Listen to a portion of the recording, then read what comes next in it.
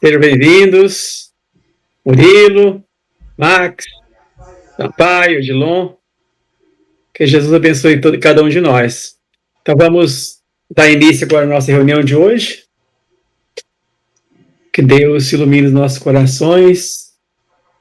Vamos pedir as bênçãos de Jesus para todos nós, encarnados e desencarnados, em favor de cada um que está aqui presencialmente ou à distância, no caso hoje, né? Hoje nós estamos só à distância, estamos online. Não estamos no centro espírita hoje. Que todos possam estar sendo protegidos, todos possam receber assistência, cada um dos lares receba assistência, toda a comunidade também do centro espírita seja agora nesse momento abençoada, tanto os nossos irmãos que sempre participam à distância, como os que participam de forma presencial. Que Deus possa iluminar, Senhor, os encarnados e desencarnados. Que a tua luz, Jesus, seja conosco, abençoe a nossa caminhada. E nessa noite de hoje, possamos ser bem assistidos. E neste momento, o Max, que vai assumir a palestra de hoje, possa ser bem inspirado pelos bons espíritos. Que Jesus ilumine os nossos corações e que assim seja. Seja bem-vindo, Max, mais uma palestra. Que a luz do Cristo possa nos abençoar e te abençoar nesse momento e dessa palestra maravilhosa. Deus abençoe. Está com a palavra. Amém, obrigado.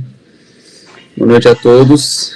Que a paz de Jesus esteja conosco nessa noite. Possamos estar com os corações abertos para falar um pouco mais sobre o Evangelho. E hoje a gente vai falar sobre a verdadeira pureza, mãos não lavadas.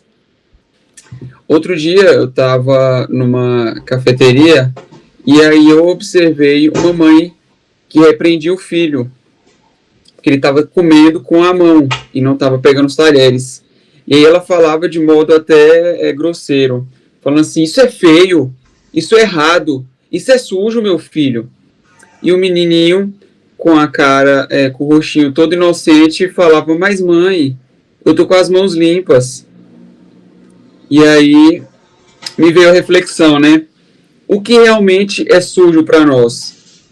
É a mão do menino ou a intenção com que ela se move? E aí me remete também à passagem do Evangelho, né? Quando questionaram Jesus por que os seus discípulos não lavavam as mãos antes de comer. E aí Jesus, com toda a sua clareza, toda a sua bondade, respondeu: o que contamina o homem não é o que entra pela boca, mas é o que sai dela. Ou seja, pureza não tem nada a ver com as aparências, tem a ver com intenção, com o que está dentro do nosso coração. Na ciência que estuda o comportamento humano, mostra que todo comportamento tem uma função. O silêncio, a raiva, o sorriso, todos esses comportamentos têm uma função. Por exemplo, uma pessoa que fica muito na dela, mais silêncio, não fala muito, a gente já julga como tímida, como introvertida, como não gosta de interagir, ou não gosta de conversar, ou às vezes como metida. Mas aí eu pergunto, o que será que ela aprendeu, o que ela vivenciou para que ela ficasse mais tímida, mais calada? Será que ela não aprendeu lá atrás na infância que o que ela fala não tem valor? Ou será que ela aprendeu que se ela falar e ela errar, ela vai ser muito julgada? Ou que quando ela falar, ninguém vai a escutar? Qual o aprendizado que tem por trás disso? E agora eu trago para a gente pensar em um comportamento que a gente gostaria de mudar, algo que nos incomoda, seja comer demais, procrastinar, às vezes reagir com impaciência. Qual é o contexto? O que tem por trás que faz com que isso ocorra? E o mais importante, qual que é a intenção por trás disso? O que a gente quer proteger? Porque a pureza, ela está na consciência. No próprio Livro dos Espíritos, na questão 919, Santo Agostinho responde a famosa pergunta, né? Qual que é o meio prático mais eficaz para se melhorar nessa vida? E ele responde, conhece-te a ti mesmo. Então, a própria pergunta ela é bem categórica. Qual o meio prático mais eficaz de se melhorar nessa vida? Ou seja, resumindo, qual é a melhor forma que eu posso achar para eu melhorar nessa vida?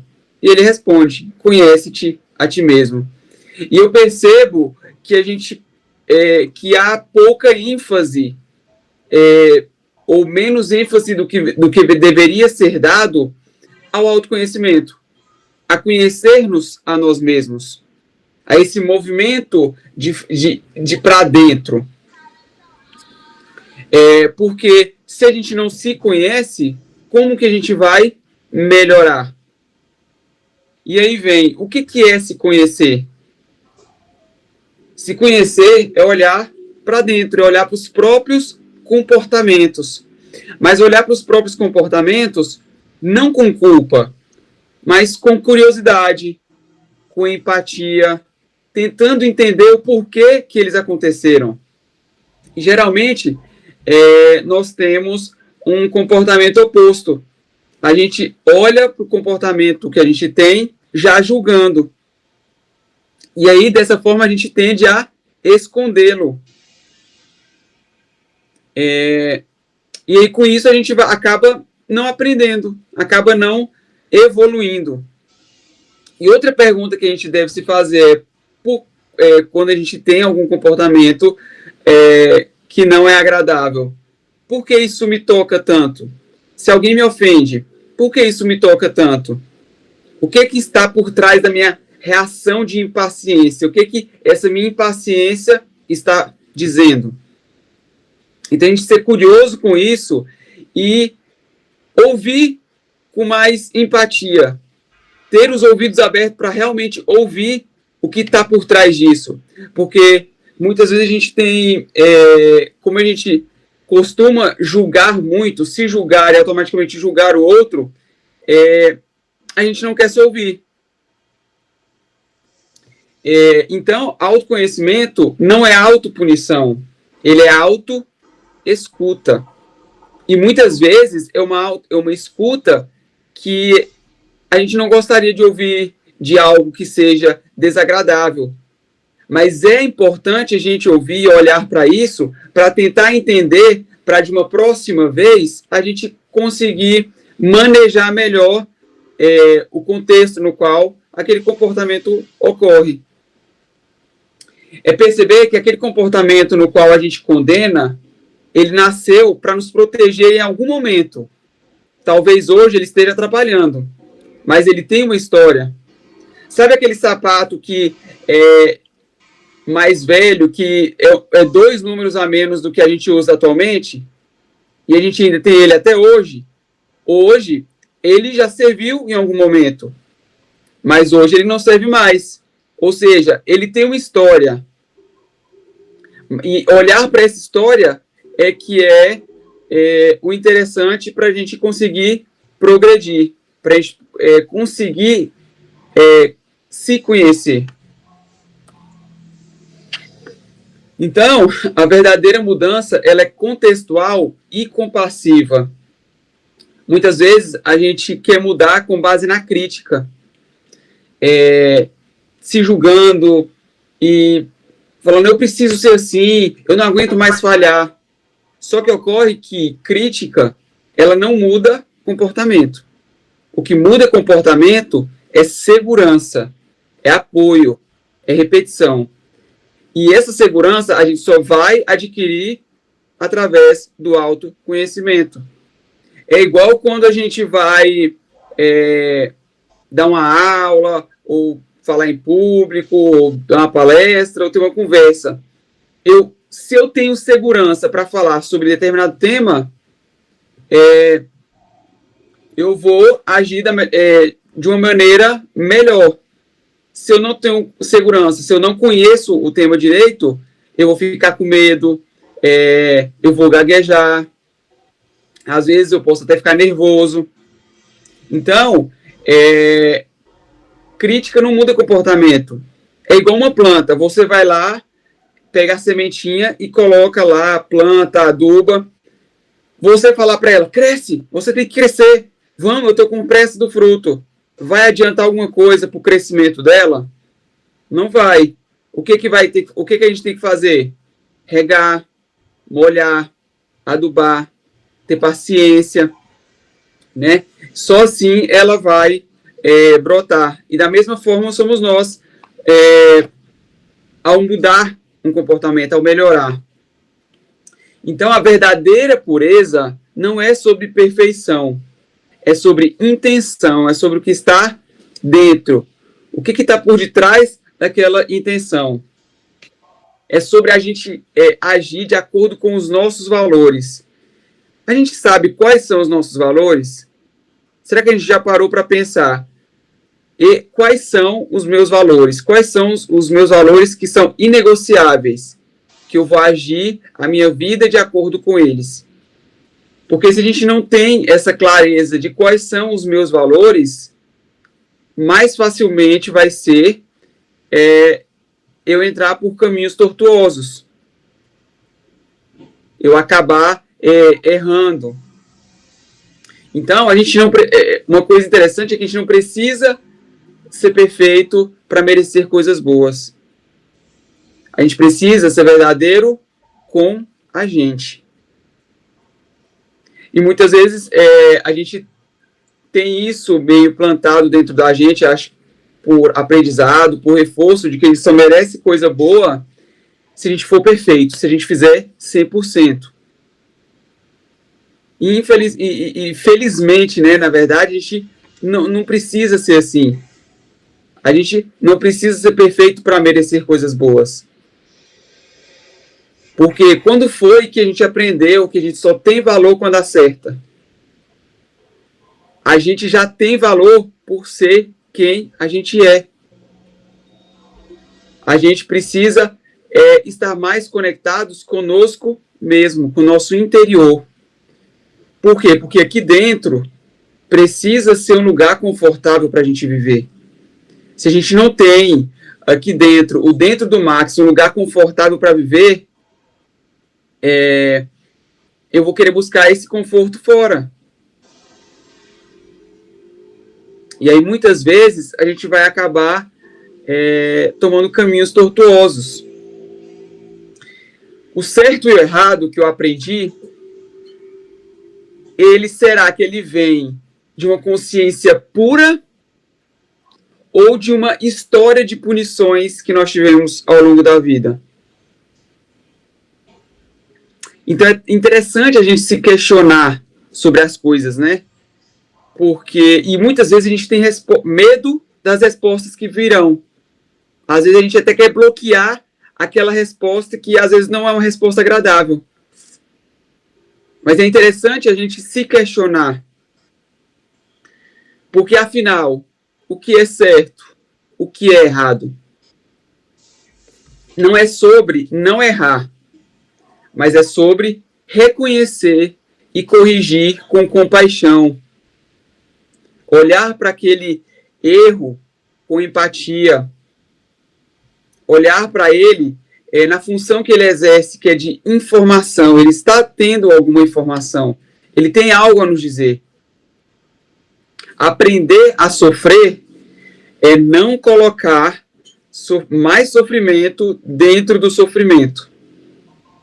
Olha isso. Aprender a sofrer é não colocar mais sofrimento dentro do sofrimento.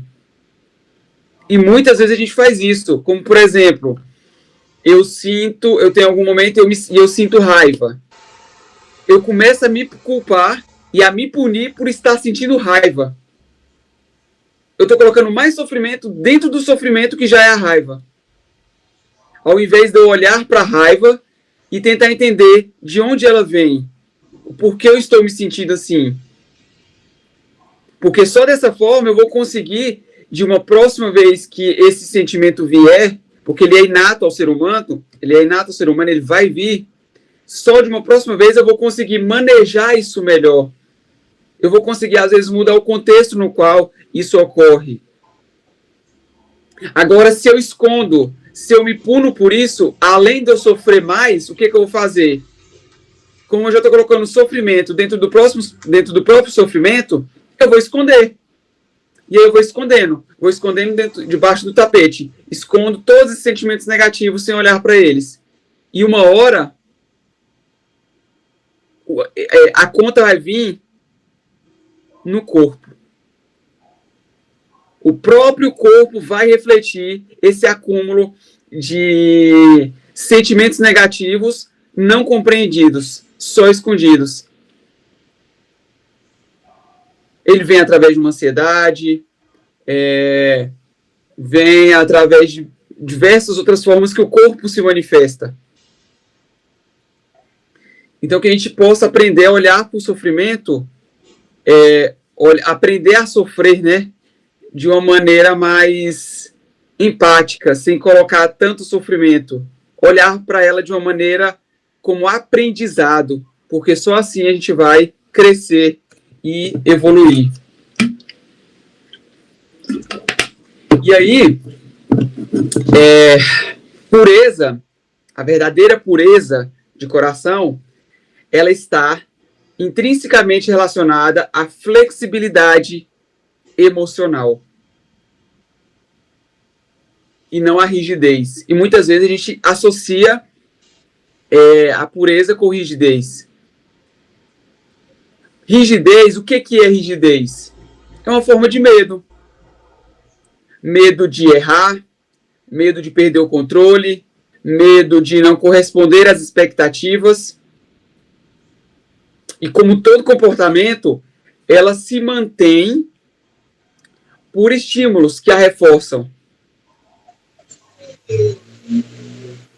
E aí, mais uma vez, a gente buscar quais são esses estímulos que estão reforçando muitas vezes a rigidez. Rigidez no comportamento.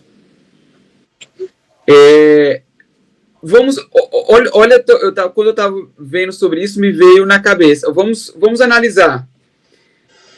Qual é o sentimento, como a gente se sente quando está numa situação de rigidez?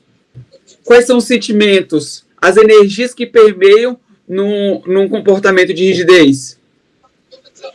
Geralmente é medo, ansiedade, parece que o ambiente fica mais pesado.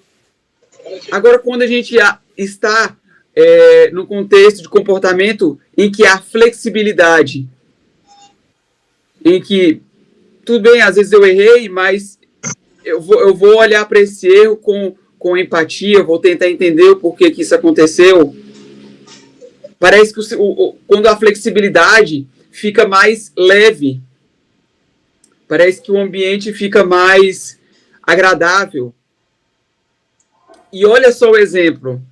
Jesus agia com flexibilidade. Olha o exemplo da parábola da mulher adúltera. Quando os homens chegaram com a mulher adúltera lá para Jesus e falaram: olha, mestre, pegamos esta mulher em adultério. E aí a lei manda que a gente a puna, que a gente prenda. O que o senhor diz disso? Jesus continuou a desenhar, deixou um pouco que eles pensassem, e logo depois ele respondeu: quem aqui não tiver nenhum pecado, quem não tiver nenhum pecado, que atire a primeira pedra. E foi um a um saindo. Depois que todo mundo saiu, Jesus chegou para a mulher com muito amor e falou: filha, algum deles te julgou? Eu também não te julgarei. Vá e não peques mais. Ele usou da flexibilidade emocional. Ele não concordou com o erro, mas ele também não a julgou. Ele só falou: tudo bem, você errou, ok. Agora siga e não tornes a pecar. Olhe para o seu erro. Então, o autoconhecimento é o que vai nos permitir lavar as mãos por dentro. O comportamento, ele muda quando muda o contexto, quando o ambiente muda, quando os estímulos mudam, quando a gente se sente mais seguro e confiante para tentar algo novo. E por que a gente sente tanto medo de tentar algo novo? Seria medo de errar? E é isso, de onde vem esse medo? Quais são os estímulos que permeiam esse medo de errar? Muitas vezes pode ser pelo reforço de que se eu erro, eu tenho menos valor. Se eu erro, eu sou fraco. Então a gente só vai se sentir plenamente confiante quando a gente estiver em um ambiente que seja confortável, seguro, para a gente tentar fazer algo novo. Porque errar, como eu já falei, é informação, é feedback. Então, se a gente quer mudar alguém, se a gente quer mudar a nós mesmos, a gente tem que lembrar, não é sobre forçar, é sobre inspirar, sobre regular emocionalmente a pessoa, é sobre criar um ambiente seguro. E aí, quando eu vi essa parte, tem um trecho desse livro aqui, A Coragem para Liderar, de Brené Brown. E ela fala o seguinte, ela veio falar da parte uma parte que ela estava dando instrução para os maiores líderes que ela considera que são os professores. E aí ela fala: nem sempre podemos pedir aos alunos que tirem suas armaduras em casa, ou até mesmo a caminho para a escola, pois a segurança emocional e física deles pode exigir que se protejam. Mas o que podemos fazer é o que a ética nos convoca a fazer, é criar em nossas escolas e salas de aulas ambientes nos quais todos os alunos possam entrar e, durante aquele dia ou hora, se livrar do peso esmagador da armadura, pendurá-la num cabide e abrir para ser notado de verdade. Então, nós temos nossas armaduras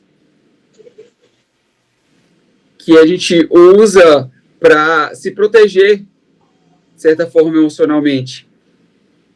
E aí, ela usou o exemplo da escola, mas isso serve para todos nós. Será que,